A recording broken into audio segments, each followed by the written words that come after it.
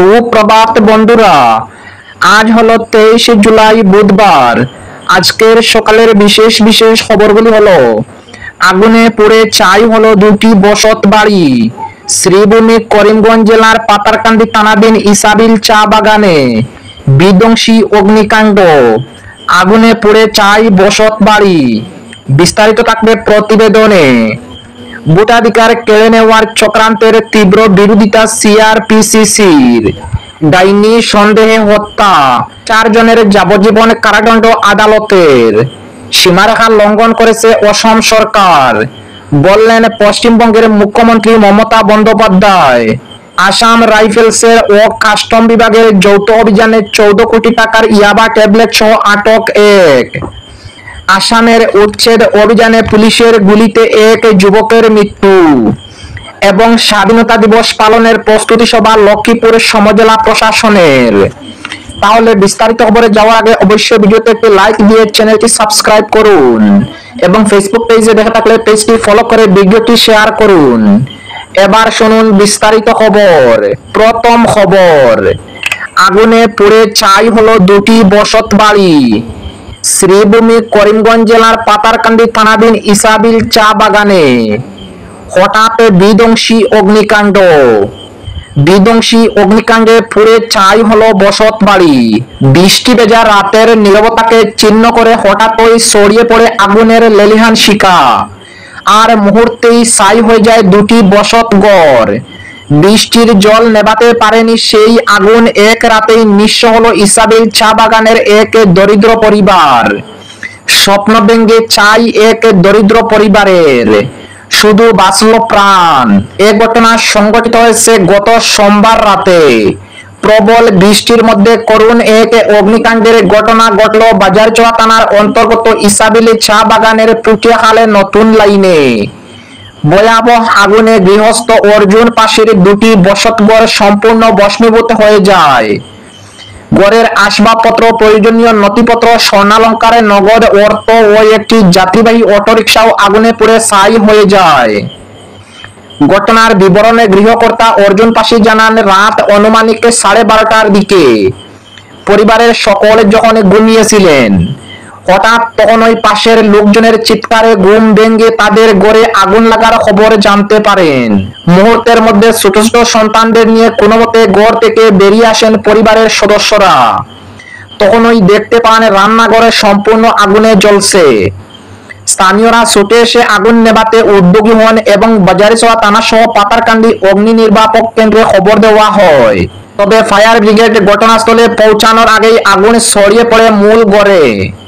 রান্নাঘরে রাখা gas সিলিন্ডারে leak করে আগুন আরো তীব্র হয়ে ওঠে, যা আগুন নিয়ন্ত্রণে বড় প্রতিবন্ধকতা হয়ে দাঁড়িয়েছিল।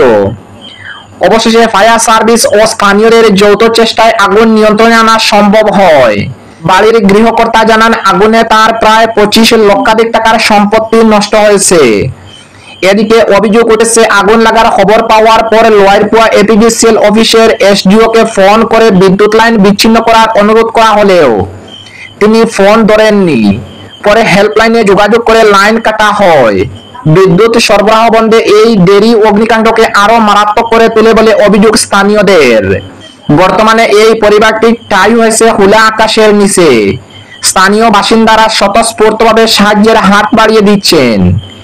একই সঙ্গে তারা রাজ্যের মন্ত্রী ও পাতারকান্দির স্থানীয় বিধায়ক কৃষ্ণেন্দু পাল, জেলাশাসক ও পাতারকান্দির সার্কেল অফিসারের কাছে সরকারি সাহায্যের আবেদন জানিয়েছেন। খবর পেয়ে লোয়ারপুয়া জেলা পরিষদের সদস্য স্বপন কুমার দাস ও স্থানীয় জিপি সভানেত্রীর প্রতিনিধি রতন কুর্মী ঘটনাস্থলে রাতে পৌঁছান। বাজারচোয়া থানার পুলিশও দ্রুত ঘটনাস্থলে গিয়ে প্রাথমিক তদন্ত শুরু করেন। এই করুণ পরিস্থিতিতে মানবিক সহায়তা যেন দ্রুত পৌঁছায় সেই আহ্বান জানিয়েছেন স্থানীয়রা। অপরদিকে ভোটাধিকার কেড়ে নেওয়ার চক্রান্তের তীব্র বিরোধিতা সিআরপিসির। নাগরিক অধিকার রক্ষা সমন্বয় কমিটি আসামের কেন্দ্রীয় কমিটির আহ্বানে বরাক উপত্যকার 3 জেলার বিশিষ্টজনদের উপস্থিতিতে একটি সভা শিলচরে অনুষ্ঠিত হয়। মঙ্গলবার সিআরপিসিসি আসামের কেন্দ্রীয় কমিটির সভাপতি অধ্যাপক তপোধীর ভট্টাচার্যের সভাপতিত্বে অনুষ্ঠিত সভায় বর্তমান আসামে বসবাসকারী ধর্মীয় ভাষিক সংখ্যালঘু সম্প্রদায়ের নিরীহ নিরপরাধ মানুষ বহু উপজাতি অধ্যুষিত এলাকার জনগণকে তাদের নিজস্ব বাস্তবিকতা থেকে অমানবিকভাবে উচ্ছেদ এবং উচ্ছেদের বিরুদ্ধে গণতান্ত্রিক পদ্ধতিতে আন্দোলনকারীদের নির্বিচারে গুলি চালিয়ে হত্যা, লোকগণনায় বাংলাভাষী জনগণকে নিজেদের মাতৃভাষা বাংলা লেখালে তাদের বাংলাদেশ হিসাবে শনাক্ত করার হুমকি প্রদান এবং বিহারের ভোটার তালিকায় বিশেষ সংশোধনীর মতো একই ধরনের অসমীয়া ভোটার তালিকা সংশোধনের নামে সাধারণ মানুষের ভোটাধিকার কেড়ে নেওয়ার চক্রান্তের তীব্র বিরোধিতা করা হয়। সভায় উল্লেখিত বিষয়গুলি নিয়ে বিশদ আলোচনার পর সর্বসম্মতিক্রমে সিদ্ধান্ত গ্রহণ করা হয়।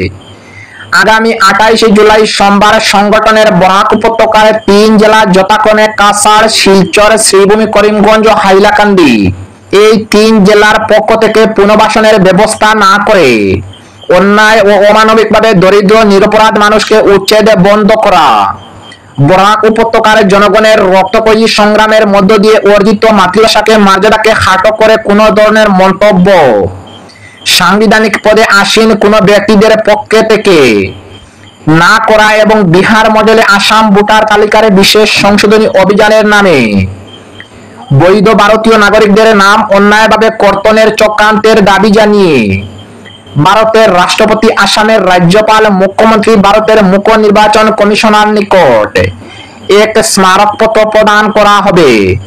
পরবর্তীতে সংশ্লিষ্ট বিষয়গুলি নিয়ে জনসচেতনতা গড়ে তোলার উদ্দেশ্যে প্রচারপত্র বিলি করা হবে। আসাম রাজ্যের গণতন্ত্র প্রিয় বিভিন্ন ভাষিক গোষ্ঠীর জনসাধারণ ও সম মনোভাবাপন্ন সংগঠনগুলোর সঙ্গে আলাপ আলোচনার মাধ্যমে একটি আবির্বর্তন আয়োজন করা হবে। সবার শুরুতে বক্তব্য রাখেন সিআরপিসি আসামের কো-চেয়ারম্যান সাধনপুর কায়স্থ। তিনি বলেন, সাধারণ মানুষের উপর জনগণের ভোটে নির্বাচিত সরকার যে ধরনের ন্যাক্কারজনক আক্রমণ নামিয়ে এনেছে তা ভারতের ঐতিহ্য, গণতান্ত্রিক ব্যবস্থা ও সর্বোপরি সংবিধানের মূল সিদ্ধান্তের পরিপন্থী। এই গভীর সংকটকালে জাতি, ধর্ম, বর্ণের ঊর্ধ্বে উঠে উপজাতি ও অনুপজাতি নির্বিশেষে সম্ভাব্য ব্যাপকতম ঐক্য গড়ে তুলে গণতান্ত্রিক প্রতিরোধ গড়ে তোলা ছাড়া অন্য কোনো উপায় নেই।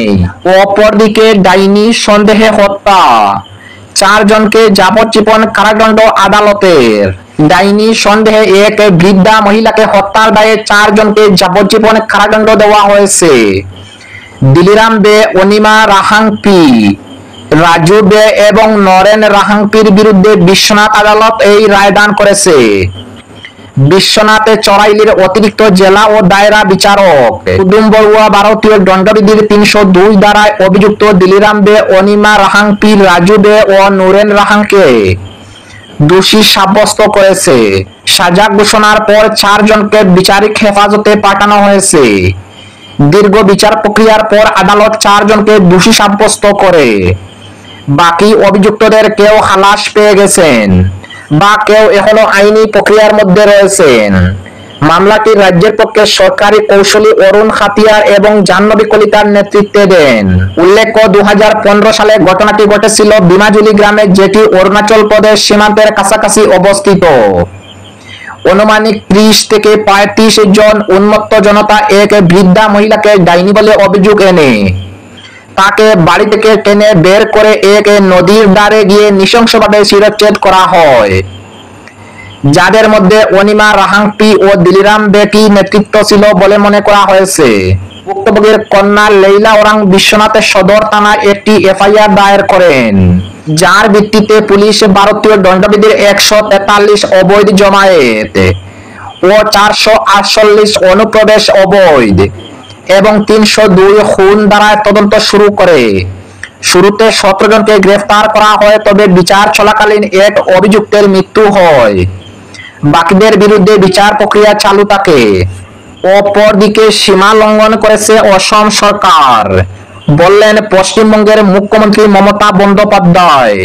বাংলার ব্যাপারে নাক গলায় কি করে অসম সরকার, এমন প্রশ্ন তুললেন পশ্চিমবঙ্গের মুখ্যমন্ত্রী মমতা বন্দ্যোপাধ্যায়। মঙ্গলবার নবান্নে সাংবাদিক সম্মেলন করে মুখ্যমন্ত্রী মমতা বলেন, ফালাকাটার অঞ্জলি শীলের নামে নোটিশ দেওয়া হয়েছে, ফের বাংলার বাসিন্দাকে এনআরসি নোটিশও দেওয়া হয়েছে। বাংলার ব্যাপারে অসম কি করে হস্তক্ষেপ করেছে প্রশ্ন তুললেন পশ্চিমবঙ্গের মুখ্যমন্ত্রী মমতা। তিনি বলেন সীমারেখা লঙ্ঘন করেছে অসম সরকার, এভাবে দেশ চালালে দেশ বিভক্ত হবে মন্তব্য করেন মমতা বন্দ্যোপাধ্যায়। যেভাবে নোটিশ পাঠানো হচ্ছে তাতে ক্ষুব্ধ মুখ্যমন্ত্রী।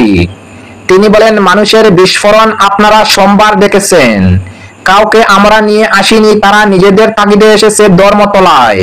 মুখ্যমন্ত্রী অভিযোগ করেন ডিটেনশন ক্যাম্প করা হয়েছে, অসমীয়া ভাষায় নোটিশ লিখে পাঠানো হচ্ছে, পশ্চিমবঙ্গে তো কোনো সমস্যা হচ্ছে না এই প্রশ্ন তুলেন মুখ্যমন্ত্রী। বলেন ভারতবর্ষের মধ্যে মানুষ যে কোনো জায়গায় যেতে পারে। মুখ্যমন্ত্রী আরো বলেন কখনো আসাম কখনো হরিয়ানা থেকে চিঠি দিয়ে বাংলায় অশান্তিকে পাকানোর চেষ্টা হচ্ছে, সংকটে তৈরির চেষ্টা করা হচ্ছে। কেউ ভয় পাবেন না, আমরা গোটা পরিস্থিতির উপর নজর রাখছি, এইভাবে করা যাবে না। পশ্চিমবঙ্গতে বহু ভিন রাজ্যের মানুষ রয়েছেন, বিজেপিকে বলবো নিজের চরকায় তেল দিন। জেল তৈরি করে অসমে, উড়িষ্যা, রাজস্থান, গুজরাটে যাদের রেখেছেন কেন এগুলি করেছেন? নিশ্চয়ই বুদ্ধির ভ্রম হয়েছে। মণিপুরে আজও যে তাণ্ডব চলেছে, আমি আসামের মুখ্যমন্ত্রীকে সম্মান জানিয়ে বলছি আপনি মণিপুর তো কন্ট্রোল করতে পারলেন না। যত আপনার রাগ, অপমান, অত্যাচার এবং ভাষাকে অপমান সব বাংলার জন্য। মুখ্যমন্ত্রী বলেন আমি সব ভাষাকে সম্মান করি এবং ভালোবাসি। মমতা বন্দ্যোপাধ্যায়ের মন্তব্য আমরা সবাইকে নিয়ে ভালো থাকতে চাই, এটাই ভারতবর্ষ। বাংলায় কথা বললে যেন অপরাধ করে ফেলেছি, বাংলার কথা বললে কি অপরাধ? আমাদের মাতৃভাষা বাংলা, আমরা তো ছোটবেলা থেকে বাংলা শিখেছি, হিন্দি শিখেছি। যদি আমাদের জন্য অন্য কোনো ভাষা আপত্তি না থাকে তাহলে আপনারা কেন বাংলাভাষীদের উপর অত্যাচার করেছেন? নিজেদের গড় সামলান আগে। বাংলার দিকে তাকানোর দরকার নেই, বাংলা এক নম্বরে আছে এবং বাংলা এক নম্বরেই থাকবে। বাংলা থেকে প্রতিবাদ হচ্ছে এবং হবেই। হরিয়ানা সরকার যেভাবে বাংলা ভাষায় কথা বলার জন্য চিঠি দিয়ে বাংলাভাষীদের হেনস্থা করেছে তাতে ক্ষুদ্র বলে মুখ্যমন্ত্রী জানান। পশ্চিমবঙ্গের মুখ্যমন্ত্রী মমতার ঘোষণা, আগামী 27শে জুলাই নানুর দিবস উপলক্ষে তিনি বীরভূমে উপস্থিত থাকতে পারেন। সেখানে বাংলা ভাষা ও বাঙালির উপর হেনস্থার প্রতিবাদে মিছিলে পা মেলাবেন।